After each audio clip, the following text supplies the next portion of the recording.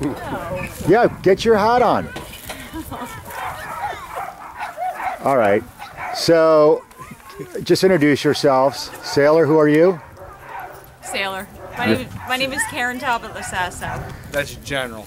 And? General Effin to you. Okay, and who's this? I'm her husband, Dante Lasasso. Why is there why Talbot then? You guys are married. Well, you want me to get into that? Briefly. Okay, we were married for a couple of years, and then Dante gave me the ultimatum: it's me or the dogs and this dog rescue lifestyle. And so within 24 hours I had a divorce lawyer lined up, and I went through with the divorce, and I chose my maiden name. And then he came to a documentary premiere of mine in Philadelphia, and it was an entirely packed theater, and he sat in the audience and he texted me by the end of the show and said, "I'll do anything to make this up to you. I was such a fool that I was jealous of you saving dogs." So the documentary was about saving dogs? Yes, it was Take Me Home. It was the day we completely emptied out a shelter in rural Georgia, in Somerville, Georgia. So as I was doing this in our own home, he had no idea what I was doing because he was oblivious to it all. And so when he finally got it at the theater, he vowed to make it up to me, which he did, and we remarried, but I told him if I remarried, I did not want to take his last name again because I didn't want to lose my identity. Bill right here, who's actually an attorney. Most attorneys I really can't stand because I think they're crooks, but I like this guy. Bill, how did you get involved with Animal Aid? I was invited to an event that was held in Hamilton, New Jersey at the Eagle Theater, and I thought my daughter was singing in a play. Caitlin? My daughter Caitlin. I thought and she's here, right? Yes, she's here. She comes down with us just about every. What has Caitlin learned from all this? Stay the fuck away from Karen on Transport Day. Is that why she's not here? I saw her when I walked in. I haven't seen her since. Would you guys, in all honesty, risk your own life to save an animal? Oh, we do. Yeah, absolutely. We do. We drove last night. We drove through a snowstorm in Virginia in these cargo vans to get down here and get these animals home, get them homes, and get them home to their homes. And what if you guys went into a gassing seminar and there was a dog that was about to be gassed? What would you guys do? I said, would you bust in there? Last year at the Amazing Grace Caravan, I said that you don't want to get between Karen and a dog that needs to be saved, because she'll run over you like a steamroller over a stick of butter. So you're willing to risk your life, get arrested, and break the law to help these animals, because what you do you feel is right.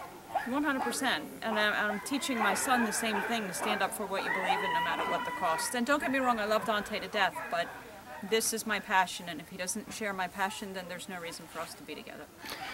Bill, do you know a good criminal attorney that would be willing to help us? Yeah, it would be a case for, I think you have a pretty good shot at jury nullification on that case. All right, that's awesome. All right, this is one of the many cargo vans that Dante so generously donated with. Oh, and look at what he did. He built all this.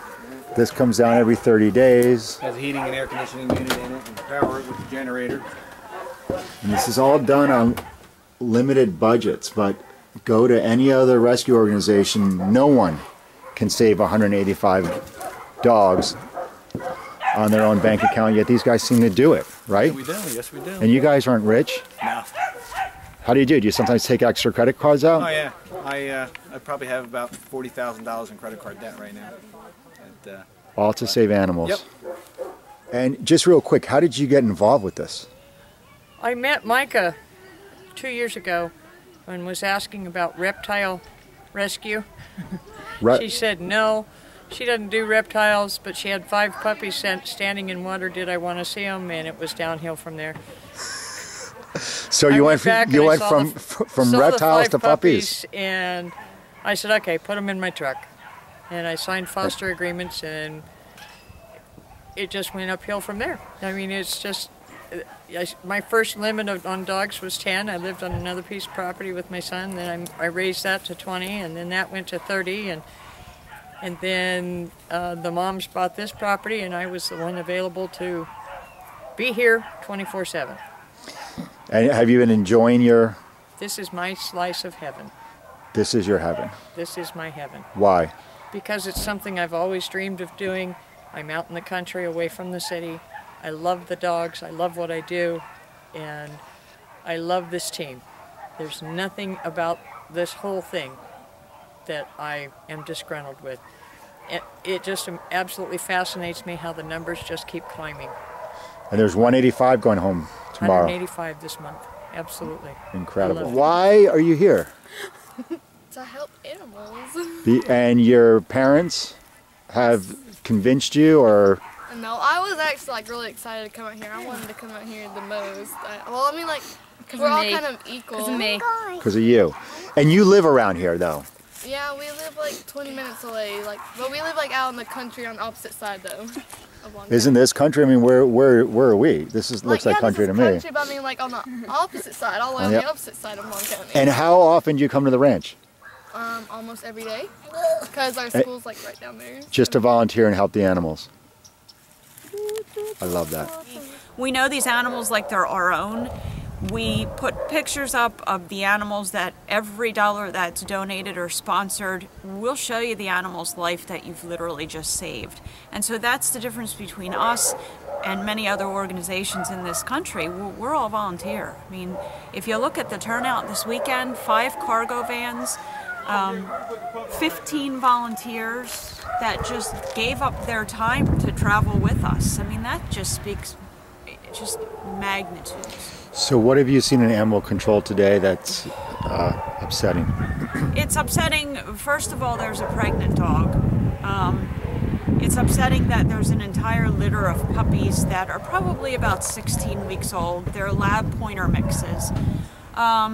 It's upsetting because as you walk by each one of these cages, they're reaching out to you to take them now. I mean, we know we're taking them, but you know, I want to take them now, but we just can't. We have to wait a couple days until we're gone. And so when we come back next month, all these dogs we've taken from here in a couple days will then be out at our ranch and we'll get to see them again, you know, but when we see them again next month, they would have been freed and they would be with us, you know, and then the cycle continues because just as fast as we take them, it fills back up.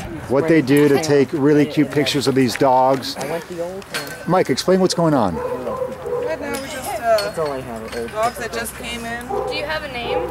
strays, getting them out and trying to getting pictures for next month's friends. Okay, so then you post these pictures to all your resources and they see if they want to take the dog? And the whole point is to make these dogs look like they have a family, right? We're taking her because she's not feeling well and she may not make it. Hi. I'm gonna try to make her healthy. We're taking her to the ranch? Yep. That's her brother. Her brother's okay, but she's not. Say hey. Hi. No.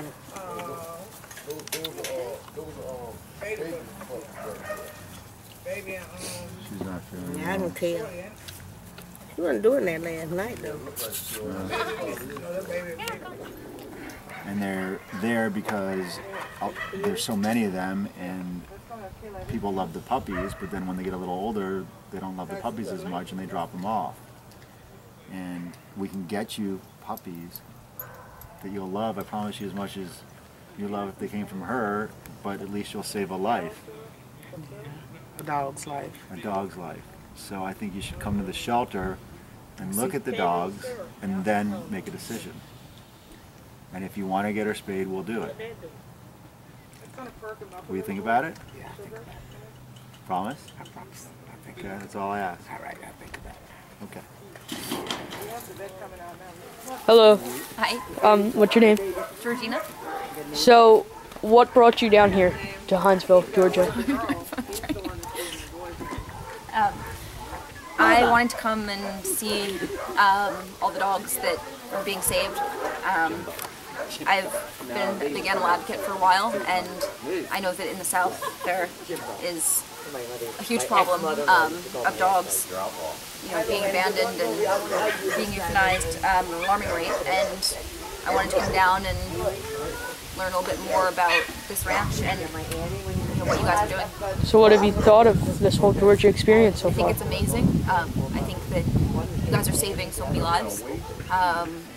And you know, so many of these dogs would have no chance if it wasn't for you guys. And I think that seeing this just really highlights how important it is to spay and neuter your dogs. Because it's, going to be the root of the problem. You can keep coming and saving the dogs, but unless people kind of change their mentality about spaying and neutering, things are never going to change. Why do you feel that you should adopt a puppy over buying one? So many reasons. There's just no reason to buy a dog. So many of the dogs that people buy are either not as healthy, they come from horrible situations, and there's so many dogs that need to be saved and that need